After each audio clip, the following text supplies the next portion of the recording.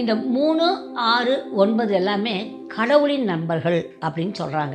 1, 2, 4, 5, 7, 8 இவங்க எல்லாரும் மனிதர்களுடைய தேர்ட் டைமென்ஷனில் இருக்குது. நான் என்ன சொல்லியிருக்கேன், மனுஷனுக்கு 6 அறிவு, அதுக்கு மேலே 7 அறிவு போகிறது என்ன விஷயங்க, கடவுள் சார்ந்தது, கடவுளுடைய நம்ம ஏஞ்சல்ஸு. நான் ஏற்கனவே டைமென்ஷன்ஸ் பேசியிருக்கிறேன். அந்த நம்பர்கள் தான் இந்த 3, 6, 9.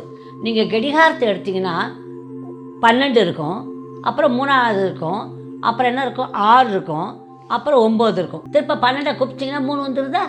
அப்போ இந்த 24 மணி நேரம்னு நீங்கள் எடுத்தீங்கன்னா கூட 4, 2, 6 வரும்.